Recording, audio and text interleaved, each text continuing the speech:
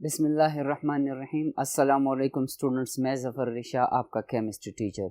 Students, आज की lecture में हम केमिकल इक्विलिब्रियम चैप्टर की एक्सरसाइज को डिस्कस करेंगे।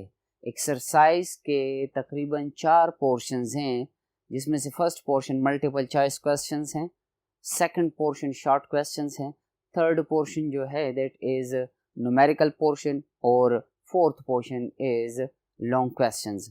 हम आज की लेक्चर में शॉर्ट क्वेश्चंस और मल्टीपल चॉइस क्वेश्चंस को डिस्कस करेंगे। आइए स्टार्ट ले लेते हैं स्टूडेंट्स। एमसीक्यूज नंबर फर्स्ट में पूछा गया है कि in which of the following values of KC the reaction goes to completion. हमें 4 वैल्यूज दी गई हैं केसी के। आपको पता है कि KC is the equilibrium constant. Chemical equilibrium chapter है जिसमें हम इक्विलिब्रियम डिस्कस करते हैं। किस स्टेट में? केमिकल रिएक्शंस के लिए। जब forward reaction rate becomes equal to the backward reactions rate, उस वक्त जो सिस्टम होगा हम कहते हैं कि दिस इज इन इक्विलिब्रियम। तो उस इक्विलिब्रियम में जो कांस्टेंट है उसकी वैल्यूज दी गई हैं हमें कि हम कैसे इक्विलिब्रियम कांस्टेंट की वैल्यूज से अंदाज़ा लगाएंगे कि रिएक्शन कंप्लीशन की तरफ जा रहा है। ठीक है, तो अगर आपको याद हो, हमने केसी की वैल्यूज या केसी के इम्पोर्टेंस में सीखा था कि केसी की वैल्यू अगर लार्ज हो और पॉजिटिव हो तो हम कहते हैं कि the reaction is almost completed. अगर आप इन चारों वैल्यूज को कंपेयर कर लें, ऑप्शन ए में है 10 power 2 which is normally equal to 100, और ऑप्शन बी में है 10 पावर 30, और सेकंड या थर्ड ऑप्शन जो है that is 10 power minus 30। B में पॉजिटिव 30 है और सी में नेगेटिव 30 है, और ऑप्शन डी में 1 की वैल्यू दी गई है। अगर 1 की वैल्यू हो तो हम कहते हैं कि रिएक्शन 50% कंप्लीटेड है। 10 पावर 2 जो है पॉजिटिव वैल्यू है लेकिन कम वैल्यू है, रिएक्शन हुआ है फॉरवर्ड डायरेक्शन में लेकिन थोड़ा सा फॉरवर्ड रिएक्शन हो गया है। -30 मतलब ये है कि रिएक्शन बिल्कुल हो ही नहीं रहा, मतलब बैकवर्ड डायरेक्शन में कंप्लीटेड है। तो इस केस में हमारा जो सही ऑप्शन होगा दैट इज 10 पावर पॉजिटिव 30। ठीक है, इस वैल्यू से हम अंदाजा लगा सकते हैं कि रिएक्शन ऑलमोस्ट कंप्लीटेड है फॉरवर्ड डायरेक्शन में। एमसीक्यूज नंबर 2 में पूछा गया है स्टूडेंट्स के an appreciable amount of the product and reactants is present in a reaction if its equilibrium constant is. Equilibrium constant के लिए स्टूडेंट्स हम मुख्तलिफ कंडीशंस रख सकते हैं, जिसमें से फर्स्ट कंडीशन है कि उसकी वैल्यू या तो नेगेटिव होगी लेकिन लार्ज होगी। जैसे आप देख सकते हैं ऑप्शन सी में मैंने एमसीक्यूज नंबर फर्स्ट में डिस्कस किया कि 10 पावर माइनस 30 है। 10 पावर माइनस 30 लार्ज वैल्यू है। मैथमेटिकली अगर आप उसको देखें फिगर्स बड़े फिगर्स हैं, लेकिन नेगेटिव है तो इसका मतलब ये है कि दिस इज 0.00 और उससे आगे हम तकरीबन 29-30 जीरोस लगाएं। तो या तो इसकी वैल्यू नेगेटिव हो और उसके साथ लार्ज हो, which is not possible mathematically. Negative value हो और लार्ज हो, this is not possible. Option B में है कि नेगेटिव हो और स्मॉल हो। ठीक है, नेगेटिव और स्मॉल हो। ऑप्शन सी में जैसे -30 जो है this is mathematically less than -1। ठीक है स्टूडेंट्स, फिगर वाइज अगर हम देखें 10 पावर 30 एक बहुत बड़ी वैल्यू है लेकिन पावर नेगेटिव में है तो वो इंतहाई कम वैल्यू की तरफ बात जाएगी।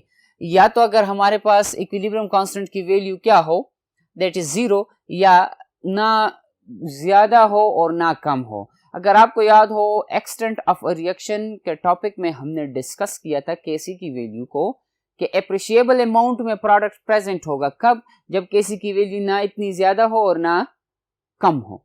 तो option D is the correct answer in this case.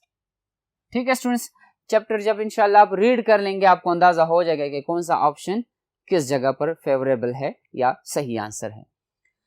MCQs number 3 में हमें सिस्टम दिया गया है जिसमें नाइट्रोजन और हाइड्रोजन का रिएक्शन है और प्रोडक्ट एमोनिया है। अब हमसे पूछा गया है कि the optimum temperature for the production of ammonia is, किसमें से कौन सा ऑप्टिमम टेम्परेचर होगा? स्टूडेंट्स आप जानते हैं कि there are 3 types of temperature जब हम रिएक्शंस की बात करते हैं, minimum, maximum and optimum. Minimum कम से कम टेम्परेचर है, मैक्सिमम ज्यादा से ज्यादा टेम्परेचर है, और ऑप्टिमम वो टेम्परेचर है जिस पर हमारे पास प्रोडक्ट मैक्सिमम बने। ठीक है स्टूडेंट्स, तो इस रिएक्शन के लिए, एमोनिया की सिंथेसिस के लिए आपकी किताब में जो ऑप्टिमम टेम्परेचर की वैल्यू दी गई है that is option B 450 degree Celsius. अब बाकी ऑप्शंस की अगर हम वजाहत करें, ये रिएक्शन 5000 डिग्री सेल्सियस पर मुमकिन है कि बिल्कुल हो ही ना। अगर हम कहते हैं कि by the introduction of catalyst and high pressure ये रिएक्शन हो जाएगा, लेकिन ये याद रखें स्टूडेंट्स के फिर प्रोडक्ट कम बनेगा। और इसी तरह 0 डिग्री सेल्सियस पर रिएक्शन हो जाएगा by the addition of catalyst, लेकिन याद रखें कि प्रोडक्ट हमारे पास कम आएगा। और कांस्टेंट टेम्परेचर, अगर ये टेम्परेचर हम कांस्टेंट रखें 400 से 450 तक, इसकी अगर बात हो सपोज, और अगर नहीं कि जो टेम्परेचर हम यूज कर रहे हैं, सपोज हम रूम टेम्परेचर यूज कर रहे हैं, तो फिर वो कांस्टेंट टेम्परेचर होगा। ऑप्शन डी लॉजिकल नहीं है, इलॉजिकल है। इन तीन ऑप्शंस में हमारे पास option B is the correct answer. Question number 4 में पूछा गया है कि in the production of sulphur trioxide from sulphur dioxide and oxygen product या यील्ड इज इंक्रीज्ड बाय, हमने सल्फर ट्राइऑक्साइड की प्रोडक्शन में इसका प्रोडक्ट बढ़ाना है। इसका केमिकल रिएक्शन है students that is SO2 plus O2, reversible reaction है, 2SO3 आएगा हमारे पास, क्योंकि बैलेंस्ड केमिकल इक्वेशन हमने लिखना है। अब स्टूडेंट्स इस रिएक्शन को ऑब्जर्व करें, इसमें कहा गया है कि हमें प्रोडक्ट का अमाउंट ज्यादा चाहिए, हम कैसे प्रोडक्ट को बढ़ाएंगे।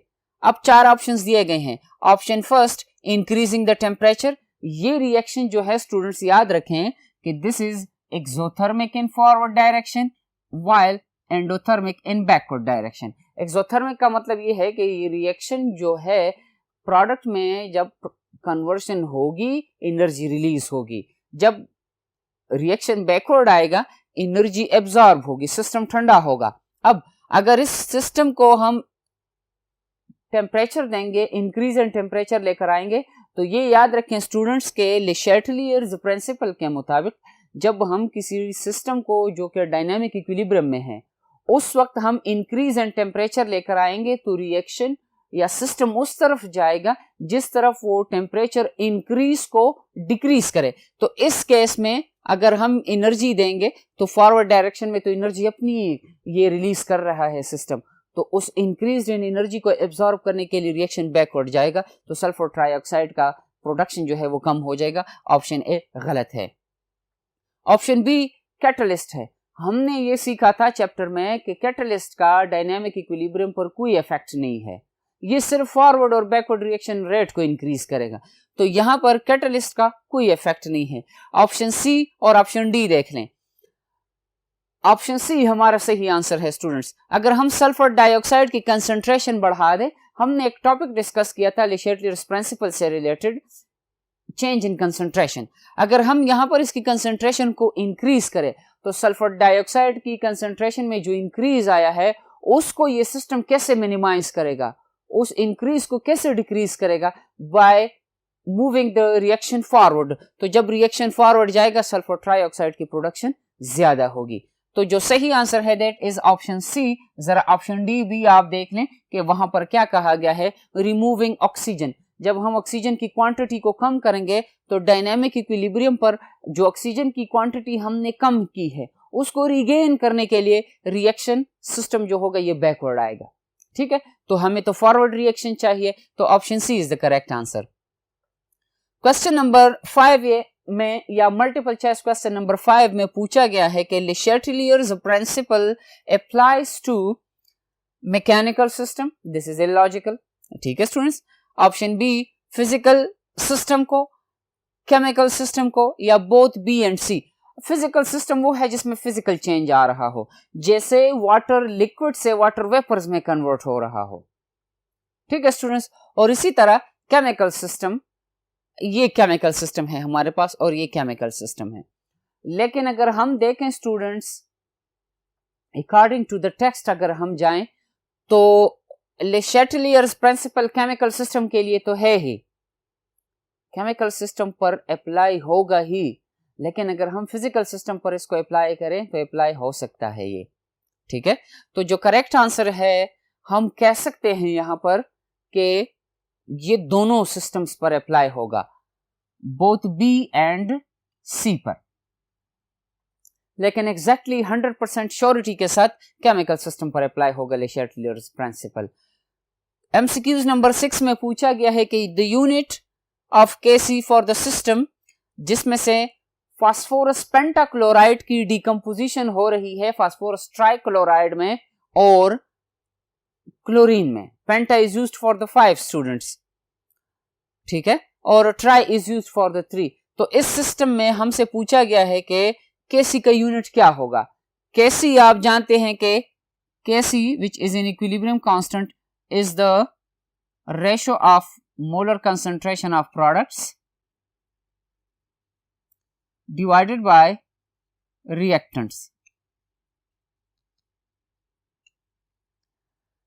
प्रोडक्ट्स और रिएक्टेंट्स की मोलर रेशियो के बराबर है इक्विलिब्रियम कांस्टेंट। अब प्रोडक्ट में हमारे पास PCl3 mole per DM cube multiplied by chlorine mole per DM cube, ठीक है स्टूडेंट्स, डिवाइडेड बाय रिएक्टेंट्स देख लें PCl5 के केस में मोल पर डीएम क्यूब, तो एक मोल पर डीएम क्यूब दूसरे मोल पर डीएम क्यूब के साथ कैंसिल हो जाएगा, ठीक है स्टूडेंट्स। मतलब इसके मोल पर डीएम क्यूब PCl5 के मोल पर डीएम क्यूब के साथ कैंसिल हो जाएंगे और सिर्फ हमारे पास मोल per DM cube of chlorine रह जाएगा, ठीक है स्टूडेंट्स। अब बाकी आप खुद इससे अंदाजा लगाएं कि हमारा सही ऑप्शन क्या होगा, ठीक है स्टूडेंट्स। एमसीक्यूज नंबर 7 में क्या पूछा गया है, आइए बोर्ड नंबर 2 पे देखते हैं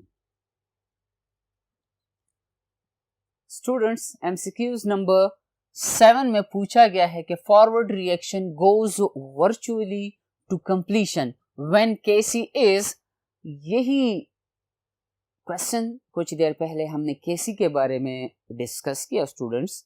वहां पर आपको ये इंफॉर्मेशन दी गई कि केसी की मुख्तलिफ वैल्यूज पॉसिबल है। 3 कंडीशंस में आपको बता सकता हूं, एक्सट्रीमली स्मॉल, एक्सट्रीमली लार्ज और उनके दरमियानी वैल्यू, ठीक है, ना इतनी ज्यादा और ना कम। अब इस क्वेश्चन में पूछा गया है हमसे कि रिएक्शन हमें महसूस होता है या हम देखते हैं कि रिएक्शन कंप्लीट हो गया है ऑलमोस्ट इन फॉरवर्ड डायरेक्शन, कब? जब केसी की वैल्यू क्या हो।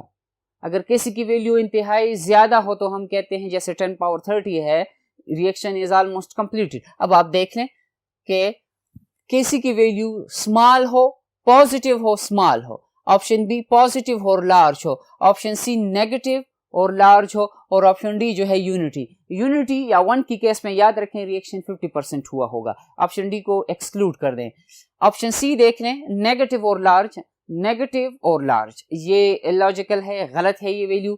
तो सिर्फ हमारे पास स्मॉल, पॉजिटिव और स्मॉल, जैसे 10 पावर 2 और 10 पावर 30, तो 10 power 30 is the correct answer. इसी तरह यहां पर जो हमारा सही ऑप्शन होगा that is positive and large. Question number 8 में है कि endothermic reactions are favoured in the forward direction. हमारे पास कोई रिएक्शन है एंडोथर्मिक है, जैसे सल्फर ट्राइऑक्साइड और का फॉर्मेशन था सल्फर डाइऑक्साइड और ऑक्सीजन से, वो रिएक्शन फॉरवर्ड डायरेक्शन में एक्सोथर्मिक था। एंडोथर्मिक के रिएक्शन तो फॉरवर्ड होगा लेकिन एनर्जी एब्जॉर्ब होगी, सिस्टम ठंडा होगा। अब हमने क्या करना है, कूलिंग एंड फ्रीजिंग। अगर किसी सिस्टम से जो कि एंडोथर्मिक है, ठीक है स्टूडेंट्स, अगर किसी सिस्टम से जो कि एंडोथर्मिक है, अगर हम हीट रिमूव करेंगे, अगर हीट हम रिमूव करें, वो उस रिमूव्ड हीट को रिगेन करने के लिए रिएक्शन को बैकवर्ड प्रोमोट करेगा। क्यों? क्योंकि फर्ज कर ले 0 डिग्री सेल्सियस पर कोई रिएक्शन हो रहा है और हमने टेम्परेचर को 0 से -5 पर लेकर गए, वहां पर हमने थर्मल एनर्जी रिमूव की। अब वो सिस्टम उस थर्मल एनर्जी को रिगेन करने के लिए क्या करेगा, रिएक्शन को बैकवर्ड लेकर जाएगा ताकि वो एनर्जी को क्या करे, प्रोड्यूस कर सके और -5 से 0 पर आ जाए। यहां पर फ्रीजिंग एंड कूलिंग जो है सेम ऑप्शंस हैं, ये गलत हैं। ऑप्शन डी जो है कैटलिस्ट है, कैटलिस्ट का कोई इफेक्ट नहीं है। आपको बताया गया कि कैटलिस्ट जस्ट फॉरवर्ड और बैकवर्ड रिएक्शन का रेट बढ़ा देता है, ठीक है। Option C is the correct answer कि अगर हम उस सिस्टम को हीट देंगे, उस इंक्रीज्ड हीट को मिनिमाइज कैसे करेगा? By promoting the reaction forward, जिसमें एंडोथर्मिक प्रोसेस है, एनर्जी एब्जॉर्ब होगी। क्वेश्चन नंबर 9 में है कि molecules of Cl2 decompose to very small extent. Reaction आप देख सकते हैं स्टूडेंट्स, जिसमें क्लोरीन मॉलिक्यूल डिकम्पोज हो जाता है क्लोरीन एटम्स में, और कहा गया है कि ये रिएक्शन फॉरवर्ड डायरेक्शन में नहीं गया, मतलब हो गया है, लेकिन अगर हम प्रोपोज्ड वैल्यू में बता रहा हूं आपको, 10,000 मॉलिक्यूल्स में से 50-60 मॉलिक्यूल्स कन्वर्ट हो गए 50 to 60 क्लोरीन एटम्स में से। क्यों? इस रिएक्शन के लिए Kc की वैल्यू क्या होगी? Option a very large. अगर वेरी लार्ज हो तो फिर सारे क्लोरीन मॉलिक्यूल्स को क्लोरीन एटमों में कन्वर्ट हो जाना चाहिए। 0, अगर 0 है तो रिएक्शन बिल्कुल हुआ ही नहीं है। अगर 1 है ऑप्शन डी में तो रिएक्शन 50% हुआ होगा, 50% क्लोरीन कन्वर्ट हुआ होगा। लेकिन वेरी स्मॉल, तो वेरी स्मॉल से हम अंदाजा लगा सकते हैं कि जो रिएक्शन है वो फॉरवर्ड डायरेक्शन में थोड़ा सा गया है, बाकी जो है रिएक्टेंट्स अपनी पोजीशन पर मौजूद हैं और प्रोडक्ट कम अमाउंट में मौजूद है। एमसीक्यूज नंबर 10 में पूछा गया है स्टूडेंट्स के how much reaction is completed when Kc is equal to 1। ये तो 2-3 दफा रिपीट हो गया इस डिस्कशन में कि Kc की वैल्यू उस वक्त 1 होगी जब प्रोडक्ट्स और रिएक्टेंट्स के अमाउंट्स जरूरी नहीं है कि सेम हो, लेकिन आपकी समझ के लिए मैं यहां पर कहूंगा कि फिर कैसे उससे Kc की वैल्यू 1 आएगी। तो सिंपली ये है कि रिएक्शन जब 50% कंप्लीट हुआ होगा, the value of Kc is equal to 1। MCQs number 11 में पूछा गया है स्टूडेंट्स के HCl when added to hydrogen sulphide solution. H2S solution में जब HCl ऐड होता है तो होता क्या है? Option A suppresses ionisation of H2S, H2S की आयोनाइजेशन खत्म हो जाती है या कम हो जाती है। बी एनहेंसेस आयोनाइजेशन, या हाइड्रोजन सल्फाइड की आयोनाइजेशन बढ़ जाती है, वो और भी डिसॉल्व हो जाता है। Option C solution becomes coloured, option D does not affect. Students options को मिनिमाइज कर ले, सी और डी को कंप्लीटली नेग्लेक्ट कर दे इस केस में, क्योंकि this equation is related to the common ion effect. Common ion effect वो है कि जब हमारे पास कोई इलेक्ट्रोलाइट पहले से डिसॉल्व हुआ है, ठीक है, और उसकी सॉल्युबिलिटी को हम डिक्रीज कर दें by the solubility of an electrolyte which is strong electrolyte. Simple ये है कि H2S वीक इलेक्ट्रोलाइट है, इसकी सॉल्युबिलिटी कम है, HCl स्ट्रॉन्ग इलेक्ट्रोलाइट है, उसकी सॉल्युबिलिटी ज्यादा है। जब हम उसमें से H2S की सॉल्यूशन में HCl ऐड करेंगे, H2S डिसॉल्व से अनडिसॉल्व स्टेट में आ जाएगा और HCl डिसॉल्व हो जाएगा उसमें। तो option A is the correct answer, it suppresses the ionisation of hydrogen sulphide. MCQs number 12 में पूछा गया है कि value of Kp is greater than Kc when the difference of the moles of products and reactants is. Students Kp और Kc के लिए जो equation हमने कैलकुलेट किया था, that is Kp is equal to Kc into RT power delta n। ये equation हमने calculate किया था relation between Kp and Kc में। Equilibrium constant in terms of partial pressure, Kc is the equilibrium constant in terms of concentration mole per dm cube, capital R is the ideal gas constant and T is the temperature. Del is the change and N is the change in number of moles. Delta N is the change in number of moles, या the difference in the number of moles of products minus reactants. तो हमसे पूछा गया है कि Kp की value किस वक्त Kc से ज्यादा होगी? उस वक्त जब हमारे पास ये वैल्यू डेल्टा एन की वैल्यू पॉजिटिव हो। और डेल्टा एन की वैल्यू कब पॉजिटिव होगी? जब number of moles of products are greater than number of moles of reactants. तो स्टूडेंट्स यहां तक हमने 12 मल्टीपल चॉइस क्वेश्चंस डिस्कस किए और तकरीबन अगर आपको चैप्टर समझ में आ गया है तो ये एमसीक्यूज आप कर सकते हैं, आसान है, मैथमेटिकल हैं इसमें, लेकिन यहाँ पर जस्ट आपके साथ थ्योरेटिकली या ओरली डिस्कस किए गए। आइए स्टूडेंट्स शॉर्ट क्वेश्चंस पोर्शन की तरफ चलते हैं जो कि बोर्ड नंबर 3 पे मौजूद है। स्टूडेंट्स शॉर्ट क्वेश्चंस पेपर का वो पोर्शन है, सेक्शन बी से बिलोंग करता है, जिसके मैक्सिमम मार्क्स जो होते हैं 4 मार्क्स होते हैं। अक्सर इसमें से कंसेप्चुअल क्वेश्चंस आ जाते हैं, तो कोशिश करें कि आपका कंसेप्ट शॉर्ट क्वेश्चंस के लिहाज से क्लियर हो, सीखने की कोशिश करें, याद ना करें बल्कि सीख लें तो याद रह जाएगा आपको। क्वेश्चन नंबर फर्स्ट में पूछा गया है स्टूडेंट्स के सिस्टम दिया गया है हमें जिसमें नाइट्रोजन और ऑक्सीजन का रिएक्शन है जिससे नाइट्रिक ऑक्साइड की फॉर्मेशन है। अब हमसे पूछा गया है कि इस रिएक्शन को टेम्परेचर अफेक्ट कर सकता है लेकिन प्रेशर नहीं कर सकता। मैं रिपीट करूं, नाइट्रोजन और ऑक्सीजन का रिएक्शन है स्टूडेंट्स और उसमें कहा गया है हमें कि इस सिस्टम को टेम्परेचर अफेक्ट कर सकता है। टेम्परेचर कम या ज्यादा करने से रिएक्शन फॉरवर्ड बैकवर्ड जा सकता है लेकिन प्रेशर की केस में कोई इफेक्ट नहीं होगा। ये एक्सप्लेनेशन हमने देनी है अकॉर्डिंग टू ले चैटलियर्स प्रिंसिपल। अगर इसका आंसर आप लोग लिखें तो पहले लिखें कि अकॉर्डिंग टू द ले चैटलियर्स प्रिंसिपल और उसका स्टेटमेंट लिखें कि जब कोई सिस्टम डायनामिक इक्विलिब्रियम में हो और उस सिस्टम को हम डिस्टर्ब करें तो वो उस डायरेक्शन में रिएक्शन को प्रोसीड करेगा जिसमें वो डिस्टर्बेंस मिनिमाइज हो। अब अगर आप इस सिस्टम को देखें जिसमें से अगर सपोज हम कहते हैं ये सिस्टम एक्सोथर्मिक है फॉरवर्ड डायरेक्शन में तो डेफिनेटली बैकवर्ड में एंडोथर्मिक होगा। तो टेम्परेचर बढ़ाने से बैकवर्ड जाएगा, टेम्परेचर कम करने से फॉरवर्ड जाएगा। ये तो टेम्परेचर का इफेक्ट हुआ। प्रेशर का क्या सूरत हाल है?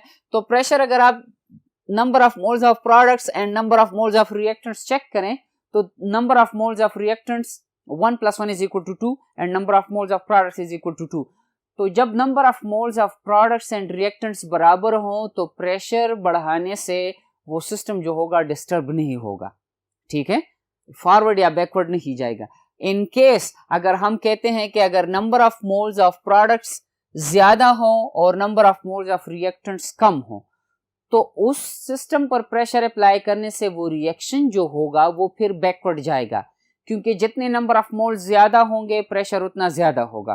तो ऑलरेडी फॉरवर्ड रिएक्शन में प्रेशर डेवलप हो रहा है तो वो उस इंक्रीज्ड प्रेशर को मिनिमाइज करने के लिए रिएक्शन को बैकवर्ड प्रोसीड करेगा, ठीक है स्टूडेंट्स। जैसे इस रिएक्शन में आप देख सकते हैं जिसमें सल्फर डाइऑक्साइड और ऑक्सीजन प्रोडक्ट में कन्वर्ट हो जाते हैं, सल्फर ट्राइऑक्साइड की फॉर्मेशन होती है। अब रिएक्टेंट्स की साइड पर हमारे पास 3 मोल्स हैं और प्रोडक्ट्स की साइड पर हमारे पास 2 मोल्स मौजूद हैं।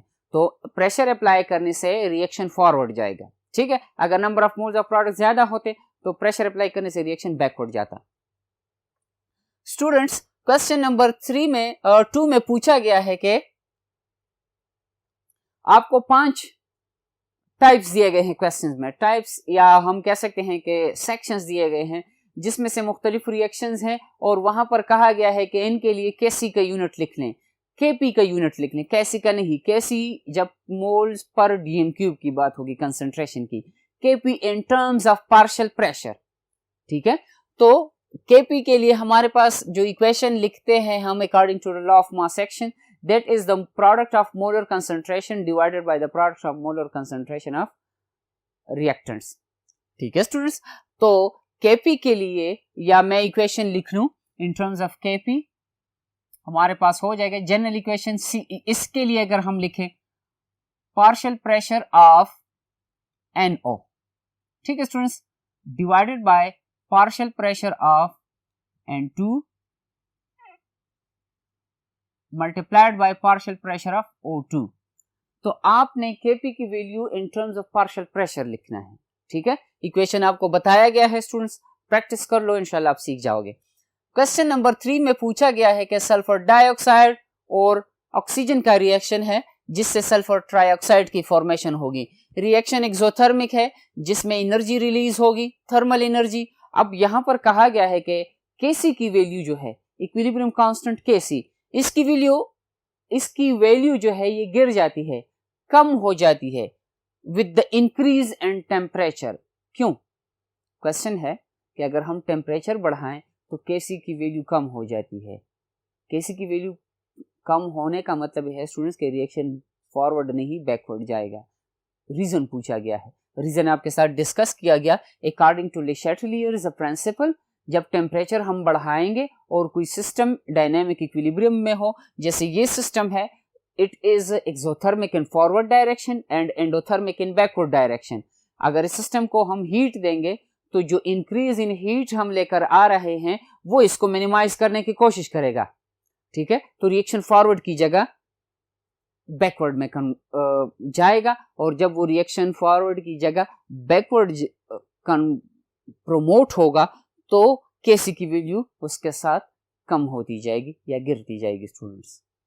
नेक्स्ट क्वेश्चन में पूछा गया है कि हाइड्रोजन वाटर लिक्विड स्टेट में वाटर वेपर स्टेट के साथ डायनेमिक इक्विलिब्रियम में है। अब कहा गया है कि ये जो सिस्टम है ये डायनेमिक इक्विलिब्रियम है रादर देन स्टैटिक इक्विलिब्रियम। अब फिजिक्स में आपने इक्विलिब्रियम सीखा है, अगर दो ऑब्जेक्ट्स या हम कहते हैं कि टेबल पर किताब पड़ी हुई है तो ये किताब अनलिमिटेड टाइम तक पड़ी रहेगी जब तक बाहर से कोई एक्सटर्नल सोर्स इसको डिस्टर्ब ना करे, ठीक है। उसको हम स्टैटिक इक्विलिब्रियम कहते हैं। वो इक्विलिब्रियम जहां पर मोशन ना हो, वो इक्विलिब्रियम जहां पर मोशन ना हो, किसी ऑब्जेक्ट की पोजीशन चेंज ना हो with respect to the environment. लेकिन इस केस में लिक्विड और वेपर का जो इक्विलिब्रियम है दिस इज डायनेमिक इक्विलिब्रियम।